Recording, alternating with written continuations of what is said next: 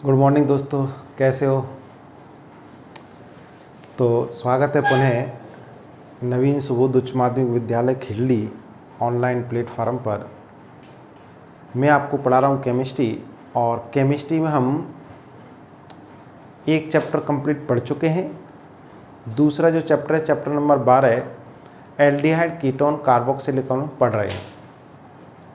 Aldehyde ketone, इसमें भी हम कौन सा पढ़ रहे हैं, एल्डिहाइड और कीटोन। एल्डिहाइड कीटोन में हम आपको बता दें बनाने की विधि हमारी चल रही है।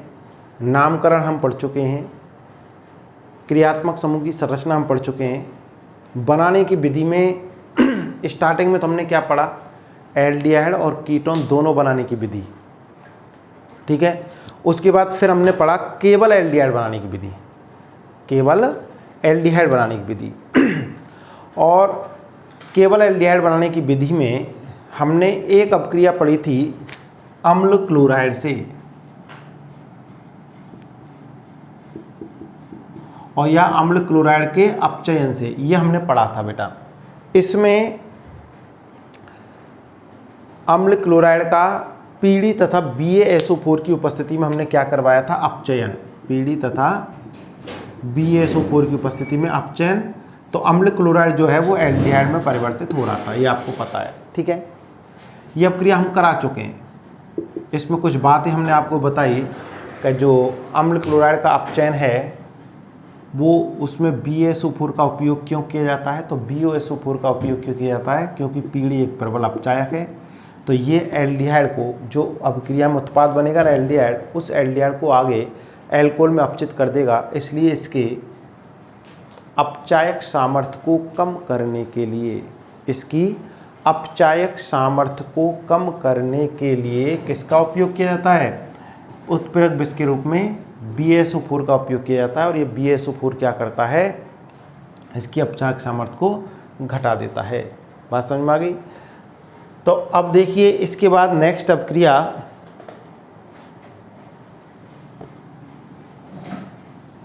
अपक्रिया लिखिए आप,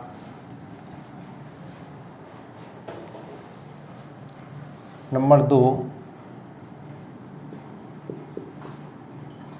एल्केन नाइट्राइल तथा एस्टर से। देखिए बहुत इंपॉर्टेंट अच्छी अपक्रिया है, थोड़ा सा आपको दिमाग को खोल के रखना है। एल्केन नाइट्राइल तथा एस्टर से, इसमें हम दो अपक्रियाएं पढ़ेंगे। सबसे पहली अपक्रिया क्या है, अच्छा नाइट्राइल का मतलब तो समझते हो, एल्केन नाइट्राइल का मतलब तो समझते हो, जिसमें CN क्रियात्मक समूह उपस्थित होता है उसको हम कहते हैं एल्केन नाइट्राइल। क्या उपस्थित होता है, जिसमें CN क्रियात्मक समूह उपस्थित होता है उसको हम कहते हैं एल्केन नाइट्राइल, ठीक है। अब इस एल्केन नाइट्राइल का हम अपचयन कराएं, अपचयन किसके द्वारा, HCl तथा SnCl2। एल्केन नाइट्राइल की क्रिया HCl तथा SnCl2 से करवाते हैं तो ये बनता है हमारा RCH डबल बॉन्ड NH। अच्छा देखो NH2 को तो कहते हैं हम एमीन, और इसको हम कहते हैं इन प्लस एमीन, इमीन, ठीक है ना। अब यहां पे आप देखें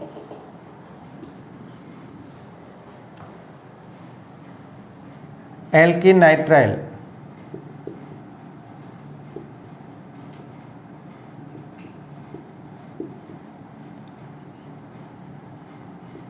और इसकी क्रिया किससे करवाई, स्टेनस क्लोराइड और HCl अम्ल के साथ, तो इमीन बना। क्या बना, इमीन। अब इस इमीन का हम कराते हैं जल अपघटन। क्या कराएंगे आगे, जल अपघटन। अब आप देखो, पहले सुनो, अब आपके दिमाग में आ रहा होगा तो कि गुरुजी आपने कैसे किया है, क्या किया है, तो मैं इसको थोड़ा सा आपको खोल के यहाँ बता देता हूँ। एल्केन नाइट्राइल, देखें बेटा, अब एल्केन नाइट्राइल है, इसकी क्रिया HCl से करा रहे हैं हम, और यहाँ पर हम HCl के कितने अणु ले लेंगे? 2। अम्ल जो होता है आपको पता है क्या देता है? H+, ठीक है। यहाँ पर बॉन्ड का सामांश बंध विखंडन होगा, क्या होगा? सामांश बंध विखंडन होगा। और ये जो, उससे पहले आप देखिए पूरी मैं क्रियाविधि आपको बता देता हूँ। क्रियाविधि वैसे आपको लिखनी नहीं है, लेकिन समझने के लिए ज़रूरी है। एक्चुअल में क्या है कि अगर आप बात करेंगे ना तो होता क्या है, एल्केन नाइट्राइल की क्रिया HCl और SnCl2 के साथ करवाते हैं और यहाँ से निकलता है SnCl4 और बनता है एमीन।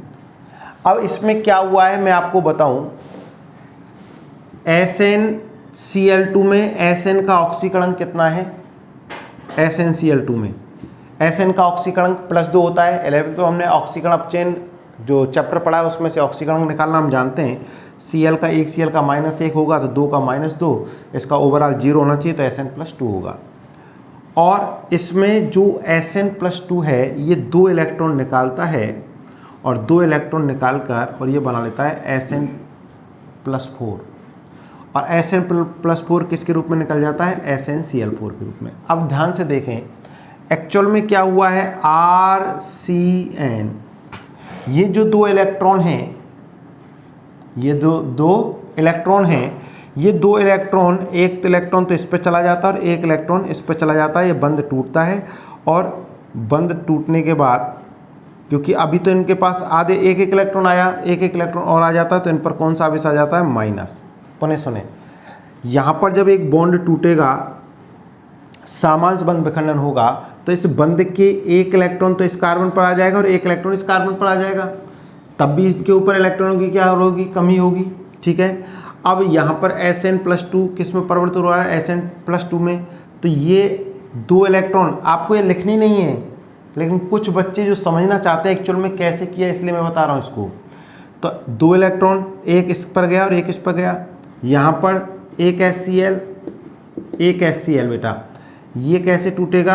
H+Cl-, H+Cl-। अब H+, एक H+ इस पर चला गया और एक H+ इस पर चला गया, ठीक है ना। और ये दोनों Cl किसके साथ चली गई? Sn, 2 Cl तो यहाँ थी, 2 और आ गए, SnCl4 हो गया। और ये एक H आ गया और ये क्या बन गया? ये बन गया। ये होता है इसके अंदर, ठीक है। तो आप इसको डायरेक्ट भी याद रख सकते हैं। डायरेक्ट कैसे याद रख सकते हैं? देखो होता एक्चुअल में ऐसा है, यहाँ पर स्टेनस क्लोराइड का, इसमें SnCl2 का SnCl4 में अपचयन, वो ऑक्सीकरण हो जाता है। SnCl2 किस में परिवर्तित हो जाता है? SnCl4 में। और देखिए अब आपको, ये तो उन बच्चों के लिए जो समझना चाहते हैं अंदर रिएक्शन क्रियाविधि कैसी हुई है, ठीक है। लेकिन आप सीधी सीधी सब क्रिया को कर सकते हैं। कैसे?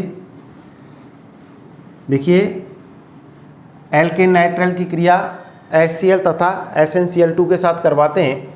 जब SnCl2 के साथ करवाएंगे ना तो यहाँ पर सामांश बंध विखंडन होगा। 2 HCl हैं, एक हाइड्रोजन इस पे जाएगा, एक हाइड्रोजन इस पे जाएगा, 2 Cl जो है वो SnCl2 के साथ मिलकर SnCl4 के रूप में निकल जाएगा।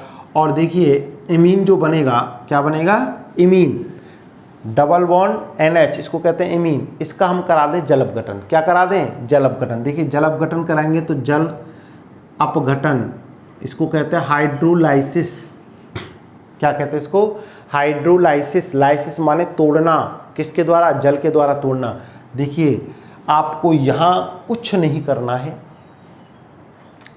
ये बंध टूटेगा, देखो ये दोनों बंध टूटेंगे, H2 इस NH के साथ जाएगा, किसके रूप में निकलेगा? बोलो NH3 के रूप में।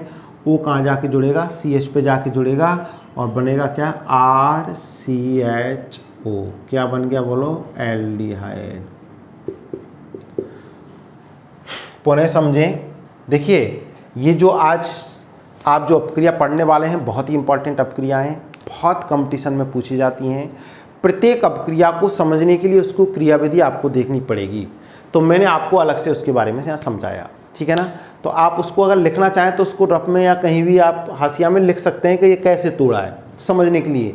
लेकिन यहाँ पर लिखोगे तो आप फिर जब याद करोगे, जब आपको बाद में पढ़ोगे तो आप सोचोगे और पूरा लिखना है कि अपक्रिया ना, अपक्रिया आपको इतनी ही लिखनी है, लेकिन ये हुआ कैसे है ये मैंने आपको भी थोड़ी देर पहले बताया था, उसको आप यहाँ अलग से लिख सकते हैं।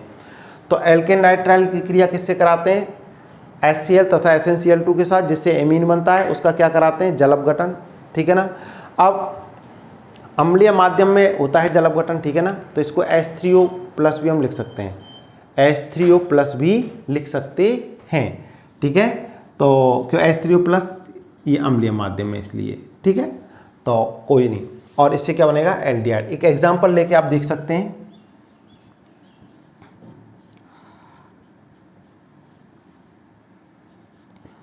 कार्बनिक क्रियात्मक समूह है CN, आपको बता दें इसका अनुलग्न नाइट्राइल होता है।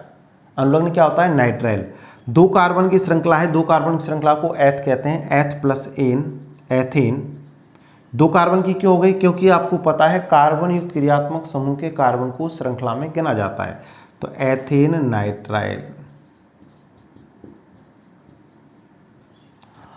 अब इसका क्या करा दे बोलो? HCl तथा SnCl2 के साथ इसकी क्रिया कराएंगे, SnCl4 बाहर निकलेगा, यहाँ से 2 हाइड्रोजन, एक इस पे जाएगा, एक इस पे जाएगा, ये बंध टूटेगा और इमीन बनेगा।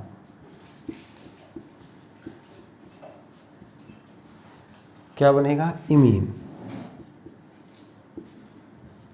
और इस इमीन का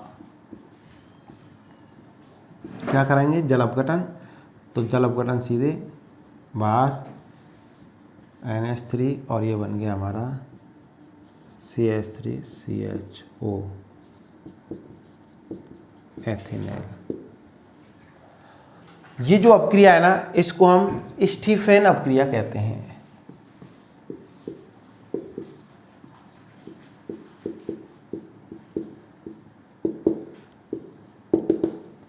एल्केन नाइट्राइल तथा एस्टर से, इसमें पहले हमने एल्केन नाइट्राइल से बनाया, और कैसे बना? एल्केन की क्रिया HCl तथा SnCl2 से कराते हैं, इमीन बनता है, इमीन का जल अपघटन कराते हैं, एल्डिहाइड बनता है।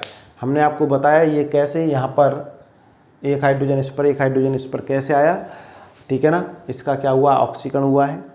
आप लिख लें नंबर ये डाल के,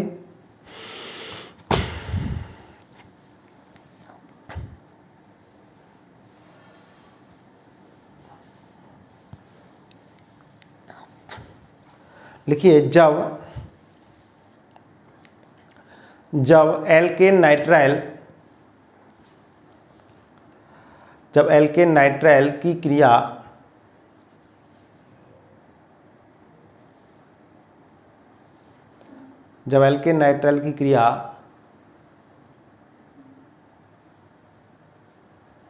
SnCl2 तथा HCl के साथ, SnCl2 तथा HCl के साथ करवाई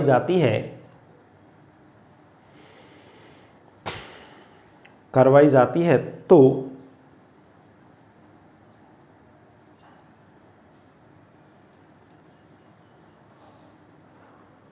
इमीन का निर्माण होता है।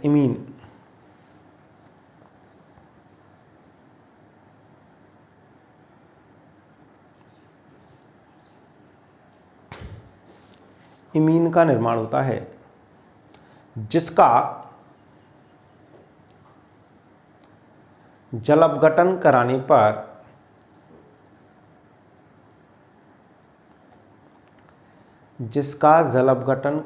पर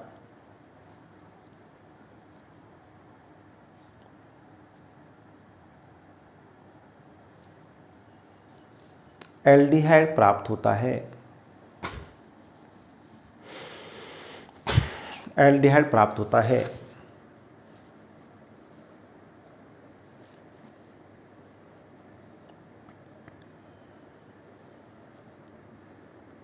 नेक्स्ट लाइन में एरो लगा लिखना, इस अभिक्रिया को स्टीफेन अपक्रिया के नाम से जाना जाता है। इस अभिक्रिया को स्टीफेन अपक्रिया के नाम से जाना जाता है।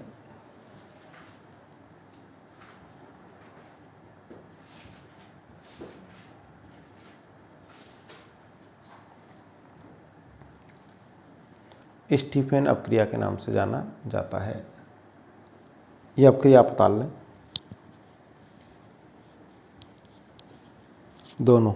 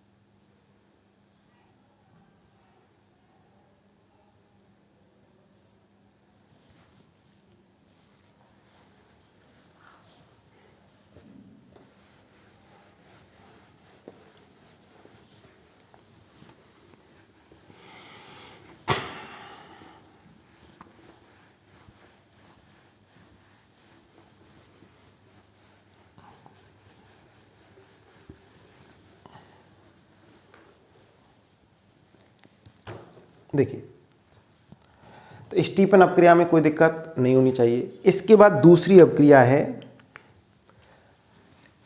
स्टीफन अपक्रिया केवल एल्केन नाइट्राइल की होगी, ठीक है, ध्यान रखना। इसमें V है डाइवल H से, डाइवल H से।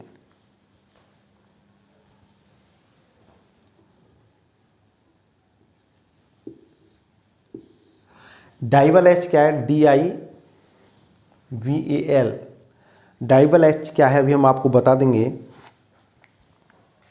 देखो, सबसे पहले मैं आपको बताता हूं, डाइवल जो H है इसको कहते हैं di iso butyl aluminium hydride. इसका पूरा नाम क्या है? Di iso. यह अपक्रिया बहुत अच्छी और थोड़ी सी अलग हटके अपक्रिया है। Di iso butyl aluminium hydride.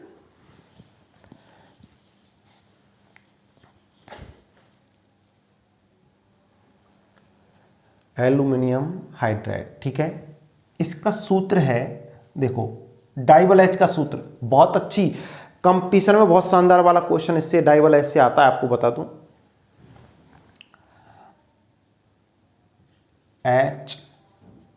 HAl। अब देखो, डाई आइसोब्यूटिल एल्युमिनियम, इसका मतलब एल्युमिनियम के साथ दो आइसोब्यूटिल समूह जुड़े हुए हैं। और आइसोब्यूटिल समूह कौन से होंगे? देखो,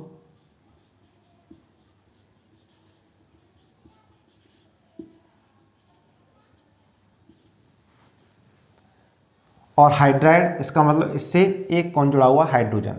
तो इसको आप ऐसे लिख सकते हो या ऐसे लिख सकते हैं, aluminium CH2 CH3 CH3 CH2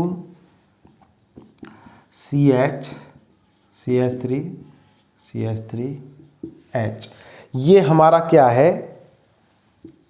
ये हमारा है DIBAL H, di isobutyl aluminium hydride, di isobutyl aluminium hydride, DIBAL H कहते हैं शॉर्ट में इसको, आइसोब्यूटिल ये हाइड्राइड। अच्छा, हाइड्राइड का मतलब देखो, हाइड्रोजन जब धातु परमाणु से डायरेक्ट जुड़ी होती है ना, उसको कहते हैं हाइड्राइड। जब हाइड्रोजन किससे जुड़ी होती है, डायरेक्ट धातु परमाणु से जुड़ी होती है, तो उसको हम क्या कहते हैं, हाइड्राइड। तो ये सबसे पहले तो आपको पता होना चाहिए कि हम किससे एल्डिहाइड बना रहे हैं, तो डाइवल H से।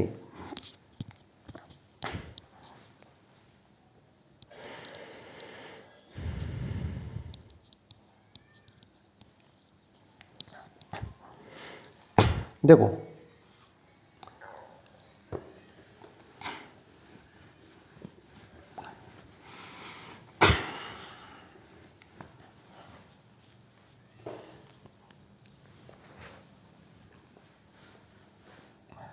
सबसे पहले मैं आपको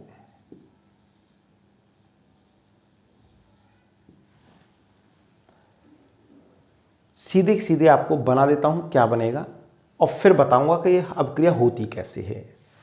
देखिए ये एस्टर है, एस्टर आपको पता है ना, RCOOR डैश एस्टर, और इसकी क्रिया डाइवल H, डाइवल H देखो अपन इसको ऐसे लिख सकते हैं HAl CH2 CH CH3 CH3 का होल ट्वाइस। एस्टर की क्रिया डाइवल H के साथ तथा कराकर जो उत्पाद प्राप्त होता है उसका हम क्या कराते हैं, जल अपघटन। तो आप सीधे अपक्रिया कैसे लिख सकते हैं, डायरेक्ट आप कैसे याद कर सकते हैं इसको, कैसे हुई है, क्या हुआ है, यह भी मैं आपको इसी में बताऊंगा। एस्टर आपको कुछ नहीं करना है, कुछ भी नहीं करना है। ये जो एस्टर है ना, उत्पाद डायरेक्ट कैसे बनाना है, यहां से इसको तोड़ देना है, यहां से इसको तोड़ देना है, और इस H को इस कार्बन के साथ जोड़ देना है, तो RCOH, ये एल्डिहाइड बनेगा।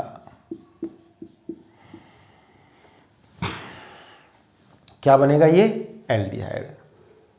समझ में आ गया। एस्टर या एल्केन नाइट्राइल का की क्रिया डाइवल H तथा H2O के साथ करवाते हैं, या डाइवल H के साथ कराकर जो उत्पाद प्राप्त होता है उसका जल अपघटन करवाते हैं, तो एल्डिहाइड का निर्माण होता है। ये अपक्रिया है ना। ये हुआ कैसे, अपक्रिया होती कैसे है, तो उसको समझने के लिए आप देखें, थोड़ा सा दिमाग को खुला रखें, थोड़ा सा दिमाग को क्या रखें, खुला। पहले नंबर बी डाल के आप हेडिंग डाल लो डाइवल H से, और लिखें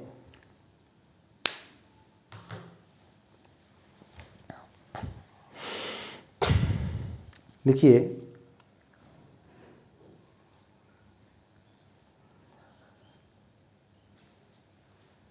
एस्टर तथा एल्केन नाइट्राइल का एस्टर तथा एल्केन नाइट्राइल की क्रिया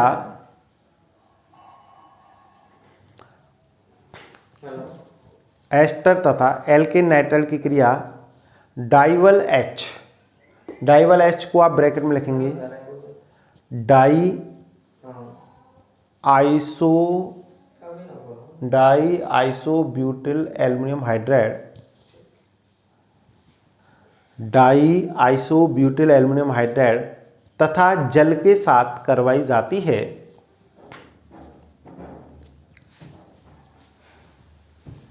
डाई आइसोब्यूटिल एल्युमिनियम हाइड्राइड तथा जल के साथ करवाई जाती है, तो एल्डिहाइड का निर्माण होता है। तो एल्डिहाइड का निर्माण होता है।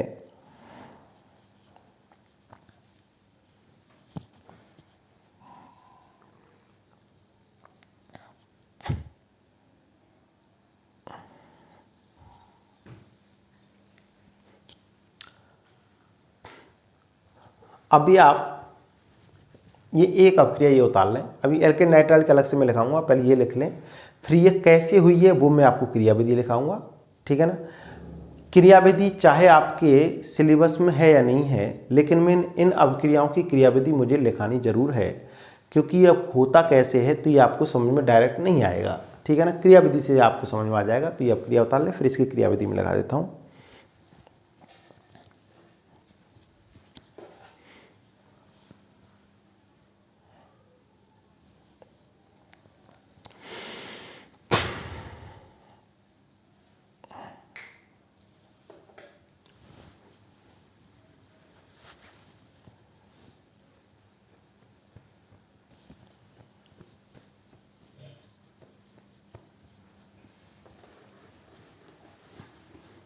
देखो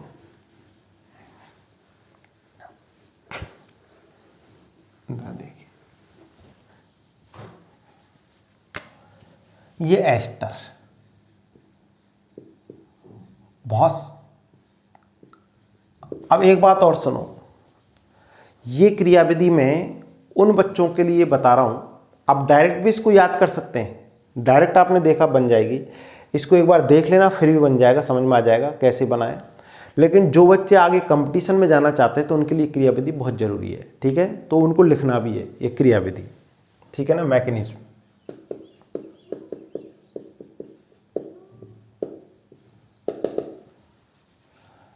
अब जो ये है ना aluminium die isobutyl aluminium hydride, अब इसकी हमको जरूरत पड़ेगी, तो मैं इतना बड़ा ना लिखकर मैं आपको एक बात बता दूं, जो आइसोब्यूटिल, ये आइसोब्यूटिल है ना, तो इस आइसोब्यूटिल को मैं ये लिख सकता हूं आइसोब्यूटिल, आई माने आइसो, बीयू माने ब्यूटिल शॉर्ट में, ठीक है ना। तो यहां पर ये आई ब्यू बराबर क्या है, CH2 CH CH3 CH3, ठीक है ना, आइसोब्यूटिल है। तो इसको मैं कैसे लिख सकता हूं शॉर्ट में, HAl ब्रैकेट IBU का होल ट्वाइस। तो ये क्या हो गया, डाई आइसोब्यूटिल एल्युमिनियम हाइड्राइड।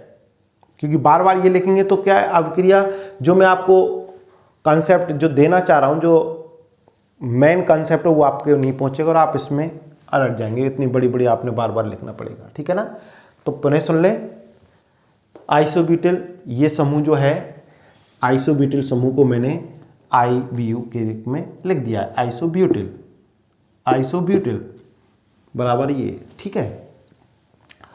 अब देखिए बिल्कुल आराम से आप देखें,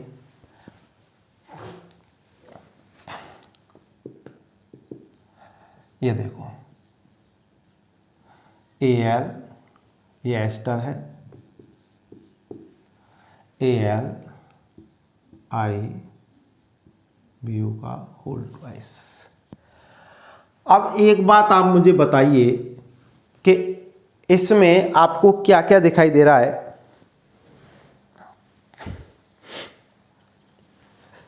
यहां पर एस्टर है, एस्टर में ये ऑक्सीजन है, इस पर क्या है, दो लोन पेयर हैं, दो लोन पेयर है, ठीक है ना। यहां जो एल्युमिनियम है ना, एल्युमिनियम में 3 बॉन्ड बना रखे हैं, एल्युमिनियम ने कितने बॉन्ड बना रखे हैं, 3, लेकिन उसके बावजूद एल्युमिनियम का अष्टक पूरा नहीं है, इसका एक कक्षक क्या है, खाली है। पता है ना आपको, एल्युमिनियम के बाह्यतम कोश में कितने इलेक्ट्रॉन है, 3, और 3 बंद बनाने से आगे टोटल कितने हो गए, 6, तो एक इसका पूरा ऑर्बिटल क्या है, खाली है। आपने यदि 11th में पढ़ा है इसको, जैसे ElCl3 का एग्जाम्पल आपने देखा होगा, ये इलेक्ट्रॉन न्यून यौगिक हैं। इलेक्ट्रॉन न्यून यौगिक क्या, देखिए अष्टक नियम क्या है कि कोई भी परमाणु अपने आप को स्थायी करने के लिए अन्य परमाणु के साथ या तो इलेक्ट्रॉनों का साझा करता है या आदान प्रदान करके अपने बाह्यतम कोश में 8 इलेक्ट्रॉन करना चाहता है। लेकिन इसके बावजूद कुछ तत्व कैसे हैं जो बंद बनाने के पश्चात भी अपना अष्टक पूरा नहीं कर पाते हैं, उनको हम इलेक्ट्रॉन न्यून यौगिक कहते हैं। ये सब बोरोन, एल्युमिनियम, ये सब के सब इसमें आते हैं, ठीक है ना। तो यहाँ पर एल्युमिनियम का अष्टक क्या है, खाली है, मतलब एल्युमिनियम क्या है, यहाँ पर ये लुईस अम्ल की तरह कार्य करेगा। यहाँ पर डाई आइसोब्यूटाइल एल्युमिनियम हाइड्राइड किसकी तरह कार्य करेगा? लुईस अम्ल की तरह। अच्छा, लुईस अम्ल कौन होता है आपको पता है? ये 3 अवधारणा 11वीं में पढ़ी हमने, आर्नियस थ्योरी, ब्रॉन्स्टाइड थ्योरी और लुईस थ्योरी। आर्नियस के अनुसार जो जलीय विलयन में प्रोटॉन देता है वो अम्ल होता है, जो जलीय विलयन में OH- आयन देता है वो क्षार होता है। ब्रॉन्स्टाइड थ्योरी के अनुसार प्रोटॉन देने वाला अम्ल और प्रोटॉन लेने वाला क्षार, और लुईस के अनुसार इलेक्ट्रॉन देने वाला क्षार और इलेक्ट्रॉन लेने वाला अम्ल। इलेक्ट्रॉन ले कौन सकता है? जिसके पास खाली कक्षक होते हैं। दे कौन सकता है? जिसके पास इलेक्ट्रॉन ज़्यादा हो, लोन पेयर हो। तो इसको यहाँ पर इलेक्ट्रॉन चाहिए, और यहाँ इसको इलेक्ट्रॉन कहाँ दिख रहे हैं बोलो? ऑक्सीजन पर। तो ये यहाँ आकर आक्रमण करेगा, और देखिए ये बनेगा RCOR-। ये आइसोब्यूटाइल इसको मिटा देता हूँ, आपने लिख लिया होगा। ये देखो, इनको अलग से लिखना है आपको। ये जो चीज़ें मैं बता रहा हूँ ना, IBU हमने क्या माना है? आइसोब्यूटाइल है, ठीक है ना, माना क्या होता ही है। तो इसको आप सरकारी जगह में लिखें, हाशिए में लिखें। और देखो OAlHIBU का होल ट्वाइस, और ये डबल बॉन्ड। अब आप तुरंत क्या देखोगे? ध्यान से देखिए, आपका दिमाग तुरंत चलना चाहिए कि ये एल्युमिनियम को इसने अपने ऑक्सीजन ने लोन पेयर तो दे दिए, लेकिन क्या हुआ है? लोन पेयर तो दे दिए, लेकिन हुआ क्या है? ऑक्सीजन की औकात कितने बंद बनाने की है? 2 बंद बनाने की है। यहां पर इसके कितने बॉन्ड हो गए? 3, ठीक है। तो अब इसके ऊपर कौन सा आवेश आ जाएगा? प्लस आवेश आ जाएगा। आएगा कि नहीं आएगा बोलो? आएगा। धनावेश क्यों आएगा? आप देखिए जरा,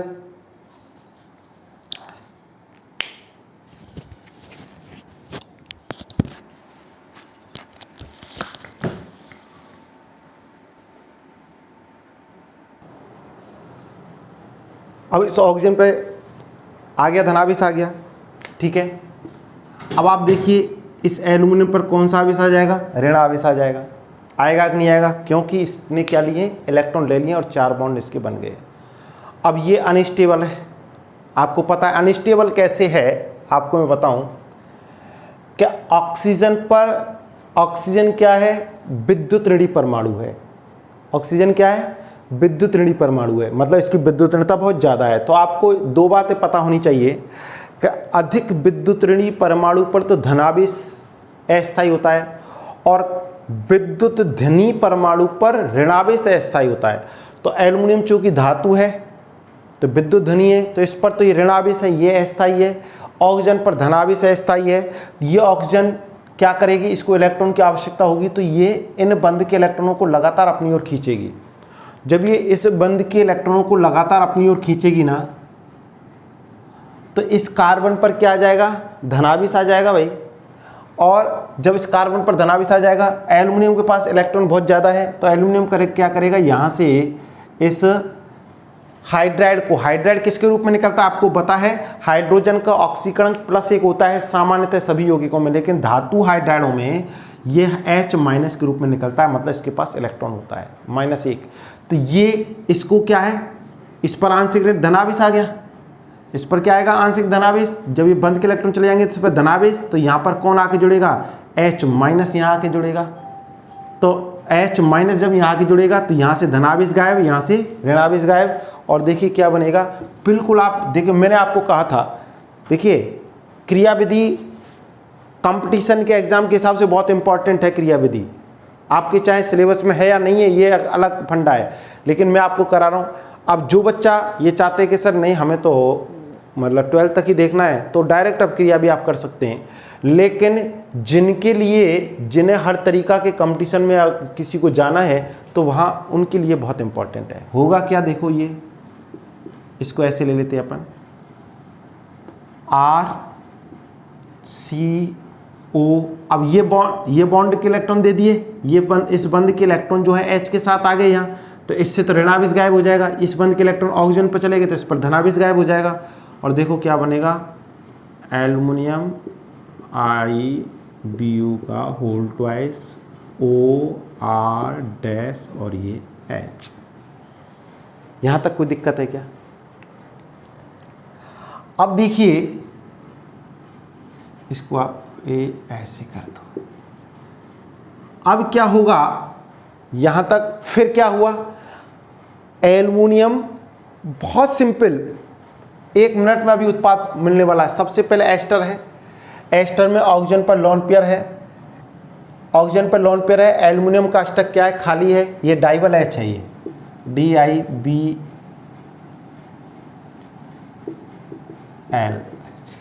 die isobutyl aluminium hydride, DIBAL H इसको कहते हैं, शॉर्ट में इसको लिखा है। ठीक है, एल्युमिनियम का अष्टक चूंकि खाली है, वो सॉरी एल्युमिनियम का जो ऑर्बिटल है वो खाली है, कक्षक खाली है, अष्टक पूरा नहीं है इसका, तो इसका कक्षक खाली है, तो ये इससे इलेक्ट्रॉन लेगा, लोन पेयर लेगा। जब ये लेगा इलेक्ट्रॉन तो इस पर कौन सा आवेश आ जाएगा, ऋणावेश आ जाएगा। ऑक्सीजन इसको दे दिया तो ऑक्सीजन पर कौन सा आवेश आ गया, धनावेश आ गया। इस एल्युमिनियम पर ऋणावेश, ऑक्सीजन पर धनावेश, ठीक है ना। दोनों अस्थायी है, अनस्टेबल है कंडीशन। अनस्टेबल क्यों है, क्योंकि ऑक्सीजन पर धनावेश नहीं हो सकता, एल्युमिनियम पर ऋणावेश नहीं हो सकता, तो ये अपने आवेश को समाप्त करना चाहेंगे।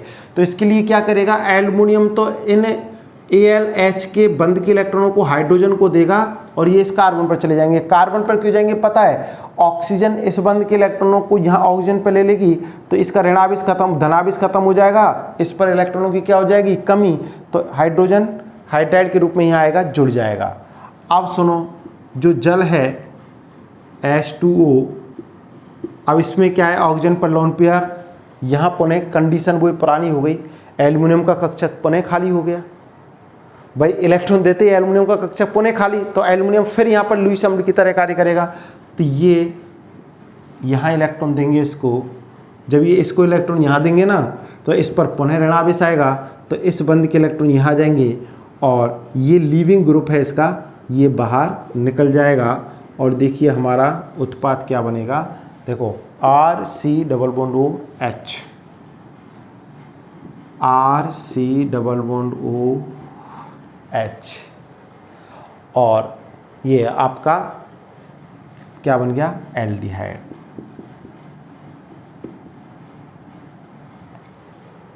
यहां पर फिर क्या होगा, देखो इसके साथ जुड़ जाएगा, ये OH माइनस त्यागेगा, ये इसको ले लेगा और डाइबल H पुनः प्राप्त हो जाएगा। डाइबल H आपको, क्योंकि डाइबल H की उपस्थिति में आपने क्रिया की उपस्थिति में आपने क्या करवाया, क्रिया करा के जल अपघटन कराया। तो ये इस प्रकार से क्रिया होती है, ये इसकी क्रिया विधि है भाई, ठीक है। तो इस क्रिया विधि को आप देख सकते हैं, समझने में मेरे हिसाब से आपको कोई दिक्कत होनी नहीं चाहिए। फिर भी अगर कोई प्रॉब्लम हो तो आप मुझसे पूछ सकते हैं। इम्पॉर्टेंट, बहुत अच्छी, बहुत शानदार मेरी रिएक्शन है, इस पर क्वेश्चन आपको आते हैं। तो एस्टर के साथ मैंने इसकी क्रियाविधि आपको करवाई है।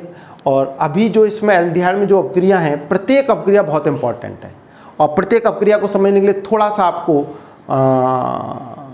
धैर्य भी रखना पड़ेगा और आपका दिमाग भी खोलना पड़ेगा, क्योंकि ऑर्गेनिक केमिस्ट्री बच्चों का खेल नहीं है। ऑर्गेनिक केमिस्ट्री को समझना समझाना दोनों ही बहुत शानदार है।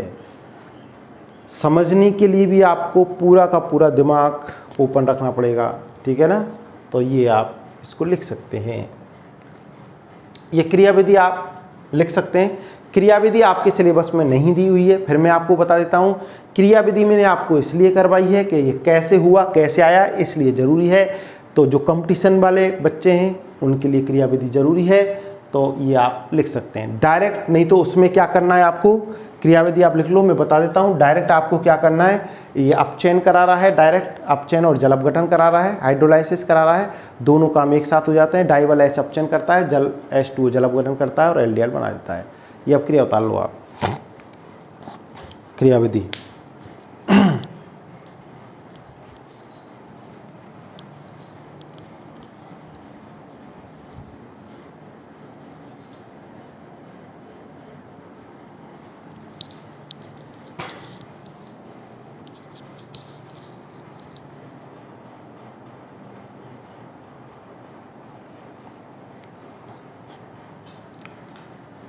देखिए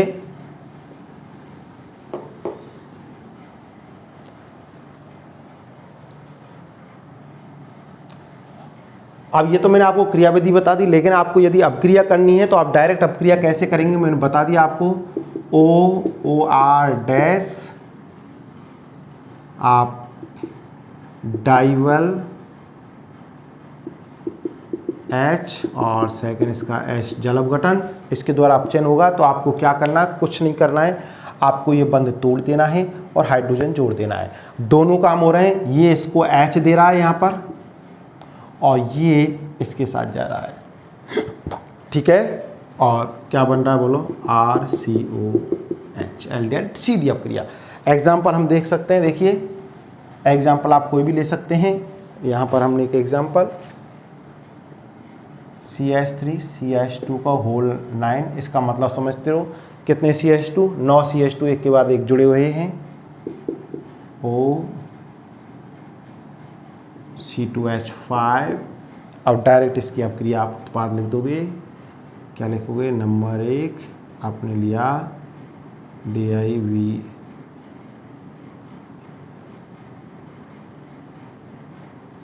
VLH, सेकेंड इसका क्या करवाया आपने, जल अपघटन।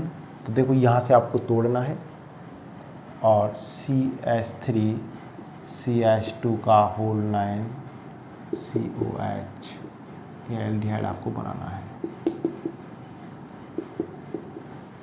ये तो आपका हुआ एस्टर के साथ। एस्टर कितने भी कार्बन का आप एस्टर ले सकते हैं। और फिर आपको बताएं हम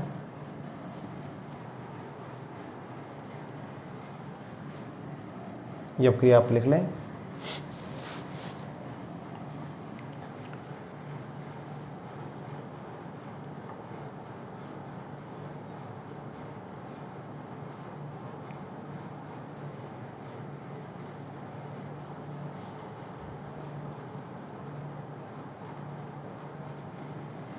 देखिए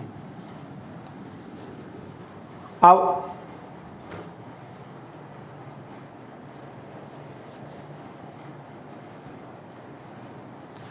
देखो एल्केन नाइट्राइल का मैं बता देता हूं। एल्केन नाइट्राइल का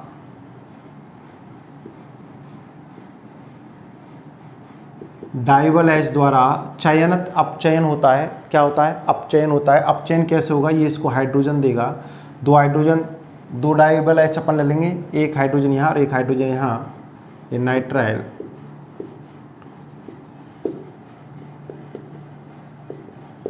तो ये बनेगा इमीन।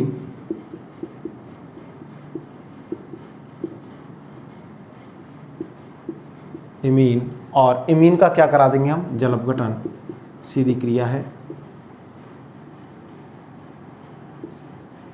NH3 और RCHO एल्डिहाइड। इसी में नीचे एरो लगा के लिख लो आप। जब एल्केन नाइट्राइल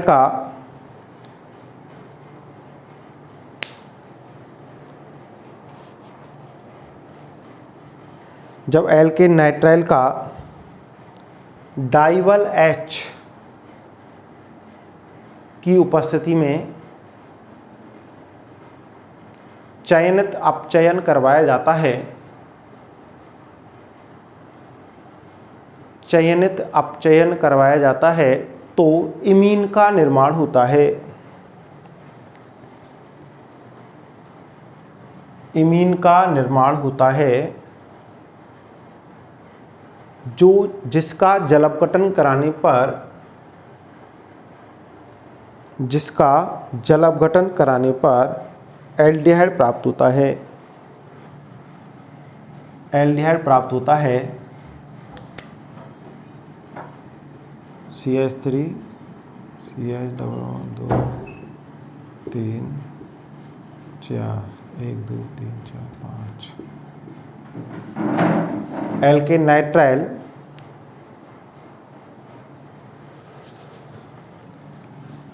इसका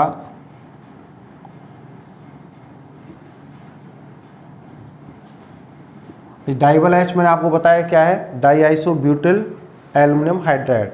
अपचयन कराएंगे, CH3 CH double bond CH CH2 CH2 CH double bond NH amine.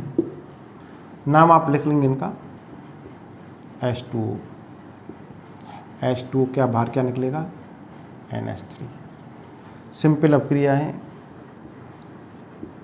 2 3 5, 1 2 3 4 5।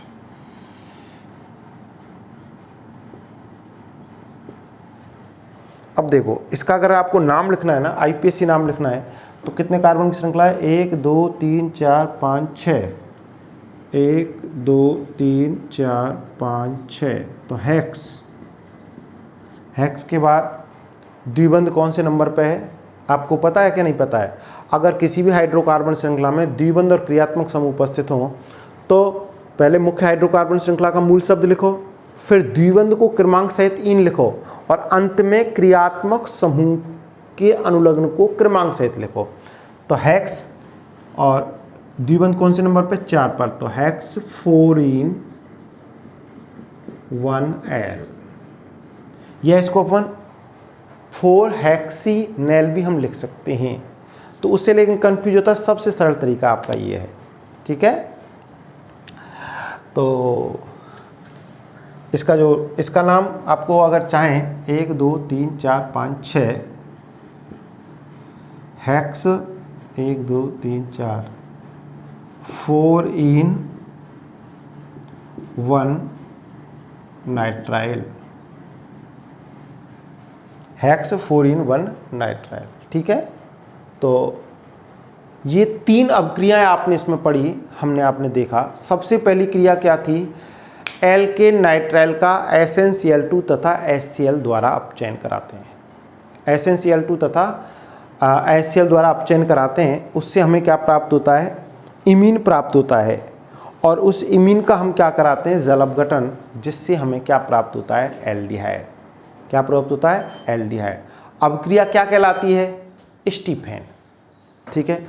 अब इसी के ही स्टीफेन जैसे ही अगर इसकी वैकल्पिक अपक्रिया हम देखना चाहें कि हम किससे, नाइट्राइल से, यदि हमको एल्केन नाइट्राइल से स्टीफेन अपक्रिया में नहीं दूसरी किसी अपक्रिया से हमको एल्डिहाइड बनाना है, तो डाइबल H, और डाइबल H क्या है, डाई आइसोब्यूटिल एल्यूमिनियम हाइड्राइड। उसकी संरचना में आपको बता चुका हूँ, उसको ऐसे भी लिख सकते हैं, वैसे भी लिख सकते हैं, और वैसे 3 तरीका से मैंने आपको लिख दिया है। तो कहीं पे भी एग्जाम में आपको कैसी भी लिखा मिले तो आप उसको पहचान जाओगे। ऐसे भी लिखा मिलेगा तब भी वही है, और वैसे हमने ऐसे लिखा था उसको HALIBU का होल ट्वाइस, तब भी वही है, और फिर खोल के अगर आइसोब्यूटिल संरचना लिखें तब भी वही है, ठीक है ना। तो एल्केन नाइट्राइल का सबसे पहले डाइबल H द्वारा अपचयन कराते हैं। चयनित का मतलब है सेलेक्टिव मतलब केवल एक हमको 2 हाइड्रोजन चाहिए और ये इमीन बनेगा। इसका हम क्या करा दें, जल अपघटन कराते हैं, तो क्या बनता है, एल्डिहाइड। ये एग्जाम्पल हमने लिया है, ठीक है। और एस्टर का भी डाइबल H और जल द्वारा किस में परिवर्तन कर देते हैं, उसका एल्डिहाइड में। क्रिया कैसे हुई ये मैंने आपको खोल के बता दी क्रिया विधि में। डायरेक्ट आप कैसे लिखते हैं, तो डायरेक्ट मैं आपको बता देता हूं। देखिए डायरेक्ट आप कैसे, एस्टर से यदि आपको, पुनः सुन लो, डाइबल H और जल अपघटन से आपको एल्डिहाइड बनाना है, तो ये बंध तोड़ देना है, हाइड्रोजन जोड़ देना है। यहां पर भी हाइड्रोजन जुड़ेगी और ये निकल जाएगा ROH, और क्या क्या निकलेगा इससे हमें कोई मतलब नहीं पड़ता, ठीक है, आपको एल्डिहाइड बनाने का। लेकिन ये हुआ कैसे, क्योंकि आपके दिमाग में हो सकता है कि सर ये कैसे हुआ, कहां से आया, तो उसकी क्रिया विधि मैंने आपको बताने की कोशिश की है, ठीक है। तो वो क्रिया विधि आप लिख लें, लिख लिया आपने, उसके बाद ये अपक्रिया आप लिखें।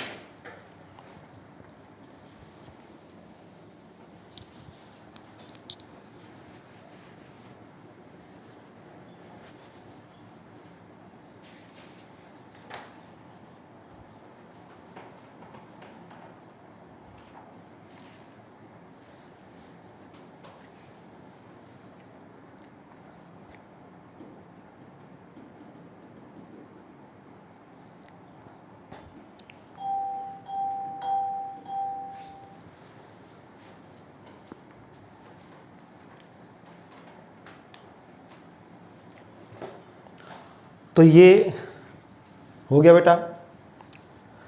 अब देखो, एक तो क्या है कि आज जैसे अभी हमारी एक ही अपक्रिया हुई है एल्केन नाइट्राइल और एस्टर, ठीक है, इनके अपचयन से हुआ है। पहले हमने स्टीफन अपक्रिया करवाई है, उसके बाद हमने क्या करवाया, डाइबल एच से क्रिया करवाई। डाइबल एच की क्रिया बहुत इंपॉर्टेंट है बेटा, बहुत ही इंपॉर्टेंट है। आप इसको बिल्कुल ध्यान से पढ़ेंगे।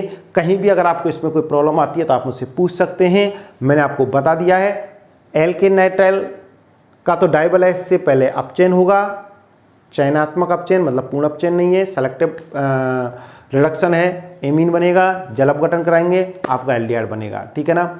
स्टीफन अपक्रिया में SnCl2 HCl द्वारा अपचयन कराते हैं, एमीन बनता है, जल अपघटन कराते हैं, एल्डिहाइड बन जाता है, ठीक है। अब एस्टर का डाइबल एच द्वारा और अपचयन और जल अपघटन कराते हैं तो क्या बन जाता है, एल्डिहाइड बन जाता है। कैसे बना है वो मैंने आपको क्रियाविधि से समझाया, ठीक है, उसको समझने की कोशिश करें। उसमें भी यदि कोई प्रॉब्लम हो तो आप मुझसे पूछ सकते हैं। जितना भी पहले हो चुका है वो आप पढ़ते रहें, रिवीजन करते रहें। पुराना पहला जो चैप्टर है, चैप्टर 11 एल्कोहल फिनॉल ईथर, वो आपका कंप्लीट हो चुका है। उससे संबंधित क्वेश्चन आप करते रहिए, रिवीजन करते रहिए, अपने आप को ऑर्गेनिक केमिस्ट्री में आगे बढ़ाते रहिए। उसके बावजूद यदि आपको कोई प्रॉब्लम आती है तो आप मुझसे मिल सकते हैं, पूछ सकते हैं, ठीक है। आज के लिए इतना ही बेटा, थैंक यू।